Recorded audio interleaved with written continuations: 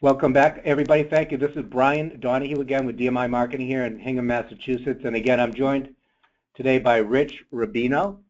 And today's topic is best business practices from a $62 million annual annuity producer. And we had a lot of requests last time we had Rich on one of these webinars of people asking questions from all over the country, advisors from all over the country. So we decided to answer some of those questions. So we selected 2 or 3 of the top questions that we consistently got from around the country, and today we've chosen to answer those questions, or better, Rich has chosen to answer those questions. So again, thank you for being part of this webinar. We hope you get a lot out of it, and let's get going.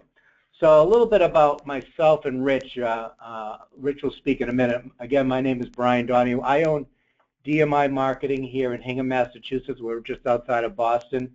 And we're an independent marketing organization, an IMO, in a traditional sense, in that we distribute fixed annuities and fixed life insurance products through independent financial advisors all over the country. Been doing it for 27 years. But really the differentiator is the marketing that we bring to the table. And our marketing takes all forms of marketing, from multimedia to web to digital to social to mentoring programs like the one you're about to hear today from Rich. All types of marketing challenges financial advisors encounter every day in their practices. We are the back office and the front office for many financial advisors to, bottom line, help them get in front of more people under more favorable conditions. We've got a team of 10 people that just work in the marketing department. They're not product people or insurance people. They're all walks of life of marketing people. So today's just one example of some of the value-added marketing we like to bring to advisors. And today is really about learning from the best of the best and allowing one of the most prolific annuity writers and a real icon in our business to talk about how he does business and share with you his intellectual capital and practices. So I'm going to let Rich tell a little bit about himself, and then we'll address some of the questions that we've been getting from advisors all over the country. So Rich, why don't you tell us about yourself? Well, I mean, you wrote something for me, Brian, but I'm thinking of saying something else. So I'll just say, but we probably know each other since you went in business. I mean, Sam and I, my partner Sam Lang and I, have been in business for the last 25 years, and I don't do it alone. In fact, I don't see any clients any longer. My role in the business is really the marketing end of it. And when I slowed down seeing people, and I could explain why I did that, you know, you said, hey, how about being a consultant to me? And people would like to understand what you do. So right now, my partner Sam sees probably 98% of the people that come into the business. And supporting him are 5 people. There's 3 office staff and 2 guys that support him. That's actually one of our questions, Rich, that we're going to talk about later on, about your office infrastructure and how it's set up. So anyway, I'm here as a consultant to Brian because Brian's helped us out over the years. And whatever people want to find out about what goes on behind the curtain, I'm ready and willing to share. Well, that's very nice of you, Rich. And a lot of people might be asking, why is Rich doing this and why are we doing this? And one of the beauties of our business is we're salespeople and we're talking to salespeople at the other end of the line. So we certainly would love for you to do business with DMI Marketing. We want to earn the business, and I think, I don't want to speak for Rich, but Rich, obviously you don't get as successful as Rich has unless you really truly believe in what you're doing and what you're selling. And I think one of the reasons why Rich and Sam have been so successful as an outsider looking in is because they really care about what they do and what they sell. It means a lot to them that they do good. And as a result, they've been rewarded with a very successful business and practice. So let's get to our first question.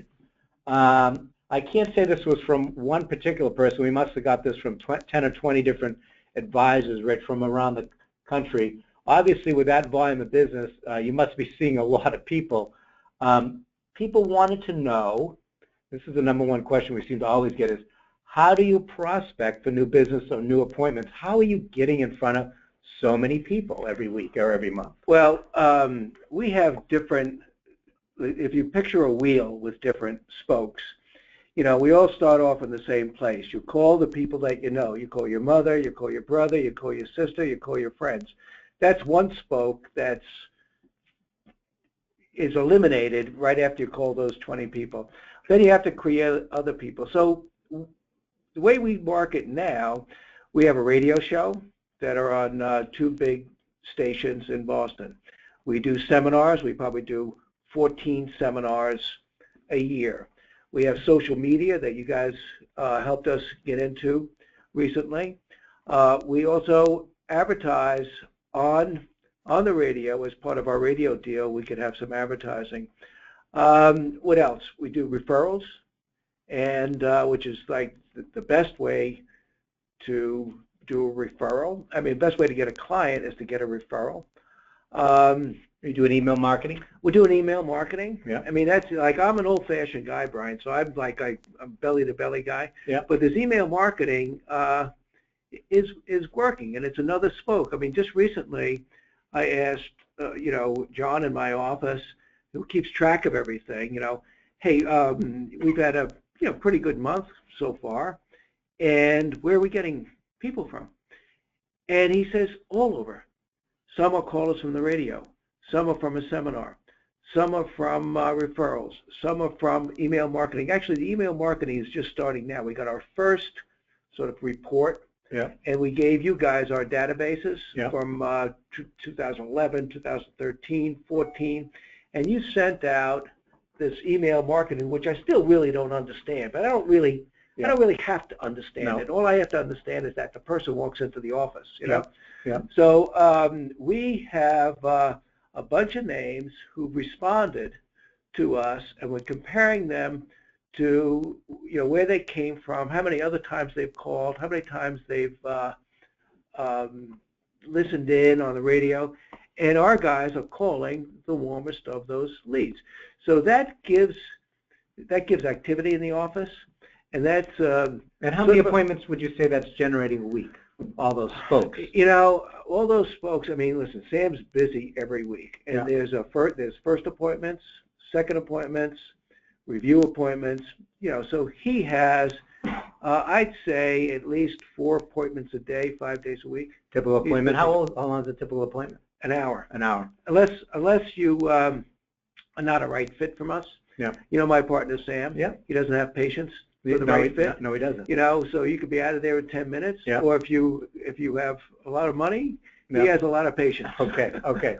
For a lot of the people listening, they might be at the $3 or $4 or $5 million level, Rich, and maybe they're struggling to see more people. How do I get to 10 million or 15 million or 20 million? You didn't just wake up one day and become $60 million annual annuity producer. It took time. Out of all the marketing you're doing, which one would you say is the ones you did first and the ones that really got you planted in the ground and got you to the next level? Was it? Well, the first one that really took off was was seminars. Okay. And so you started doing seminars, and and I would do all the seminars for our business. Sam didn't do any of the seminars. Okay. And so the more you did, the more people you had, and you kept track of everybody. How many seminars did you do when you started doing them a year? At the height of doing seminars, I did 40 a year. Okay. And about 3 a month. About 3 a month. I mean, and sometimes there were 2 a day. So sometimes I was doing a seminar, and I didn't really know where I was at. Did I say this yesterday? Right. Or do I have to say it tomorrow? So we did that. And why were your seminars successful? What makes them different than somebody else? Because everyone's doing seminars, and obviously. Well, I think that in all marketing, you're really trying to market yourself. Okay. You're not trying to market a product. Okay. Because we all sell cornflakes. We all sell cheese pizza. Yeah.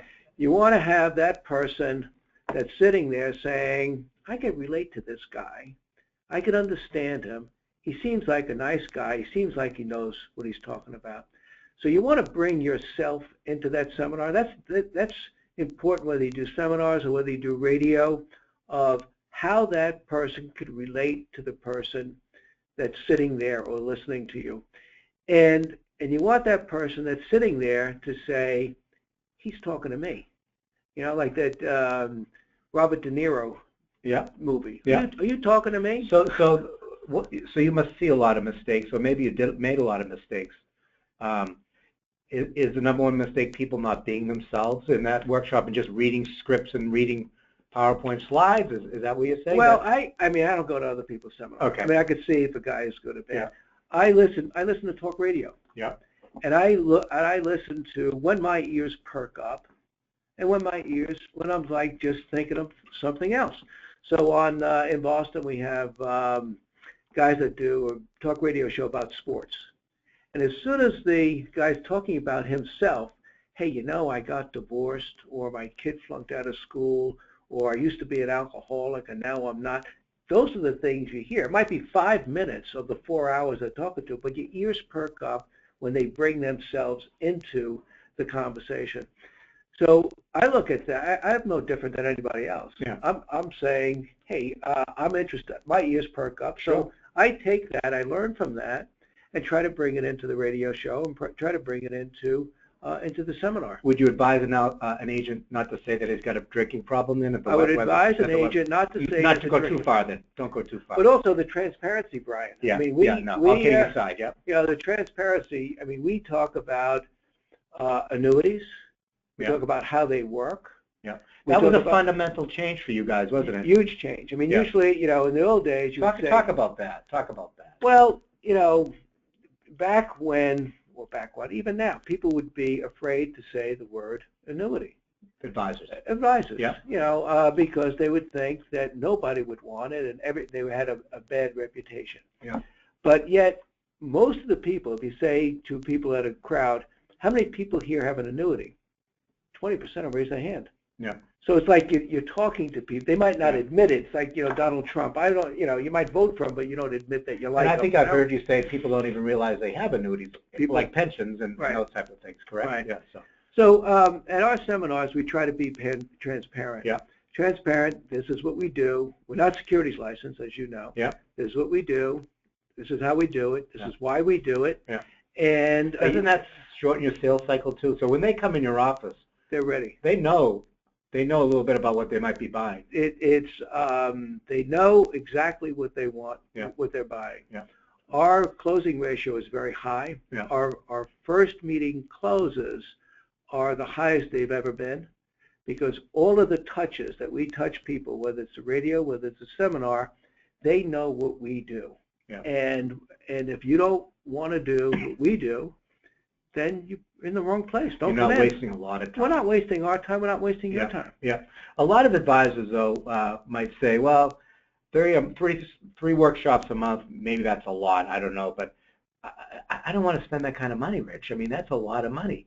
You got to spend money to make money. You know, it's like if you analyze it, you know, it's funny. I have my son, who's an engineer, developed all the backroom stuff for us to keep track on. And I would talk to him about business. And he said, so how you doing? How's the seminar? Yeah, well, we did a seminar. We got X amount of people. It cost us this, and we made this much money. Well, why don't you do another one? I mean, if you're spending $1 and making $5, so spend $2. Wouldn't you make $10? And you go, yeah, you're right. Yeah. So the problem with seminars got to be that it takes up a lot of time. Yeah. All right. So, like I said earlier, I used to do 40 seminars a year. We took part of that budget, that seminar budget, because it takes time and money to do the seminars, and we switched it to radio. Yeah. And we didn't start out on the stations that we're on now, which are very expensive. We started out on smaller stations. And the radio aspect was, it's like you're doing a seminar each week, only you don't have to be there. Right. You know, and you're getting 35 calls on a Monday morning to make those calls. So that's another transition. Was that the next leap you made after seminars, the radio? I would say that was the next leap. Okay. And that propelled you to another level. Yeah, another level. Okay. But everything, like when people say, where do your clients come from? And we touch them so many different ways. Right. We touch them, you know, through the radio. We touch them through radio advertising. We touch them through the seminar.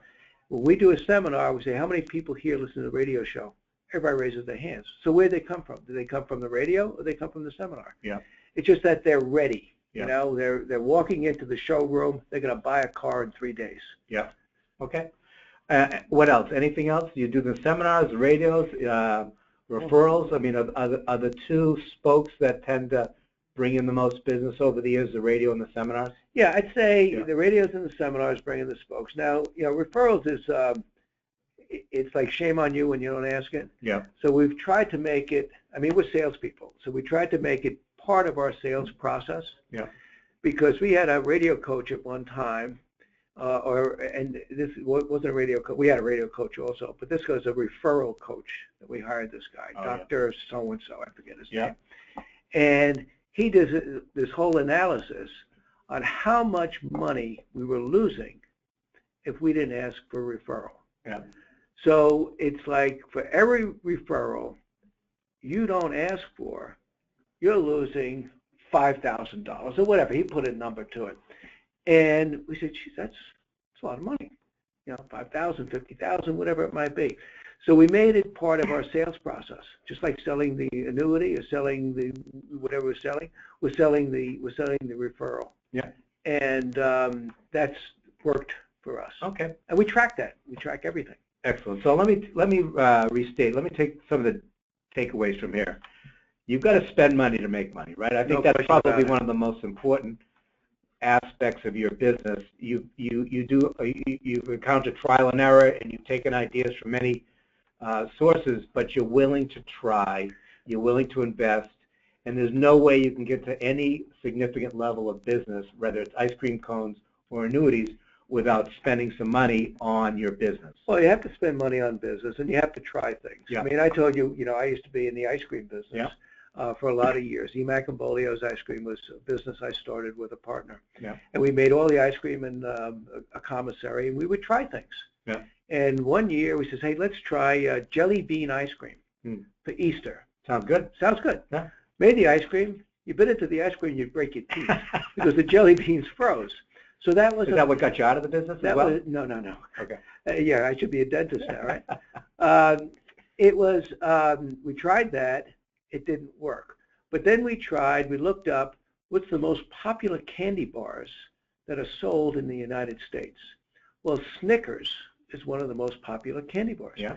So we developed Snickers ice cream. Okay. Before Snickers had ice cream, we had Snickers ice cream. They sent us letters, don't use Snickers, don't use Snickers. Yeah. That's another story. Yeah. But that was a success. And then we developed Almond Joy ice cream. Yeah. And that was a success. So for every failure, you hope there are more successes than failure. But if you don't try, you don't get, Yeah. And then the other takeaway here is you've got many spokes in your wheel. We have a lot of spokes. You use and we never let it, and we never stop anything. Yeah. We always. But you've got to start with one spoke and then build many spokes after that.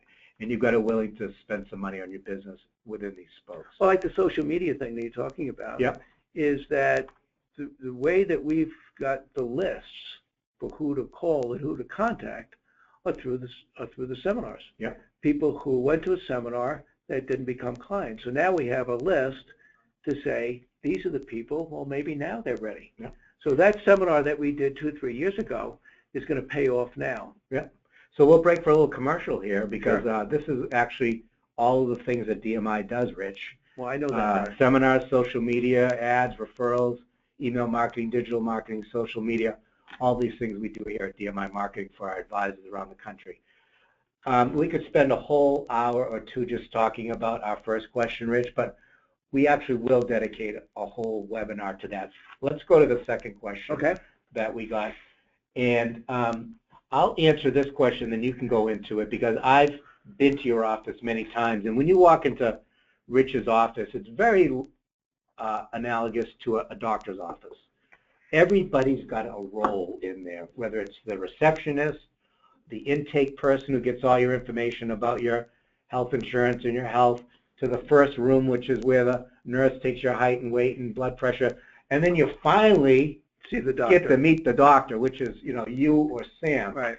And it's amazing how it works just like a machine, and everybody's got a role, and everybody fits their role to the T, from a physical appearance to how they interact with that prospect, the client. It's actually an amazing process that you built over the year, but maybe you could talk a little bit about what your office looks like, because a lot of people are trying to build an office or are frustrated by their office, maybe. So go ahead. Well, it's when you start off, you always think, well, I'm going to have an employee, and what are they going to do? And they have to get paid, and I get paid last. Well, that's how any business is. The owner of the business gets paid last. That's just the nature of business. Sure. So you start out with a part-time worker. I started out with a part-time secretary. When Sam and I joined up, we had one assistant for 4 people.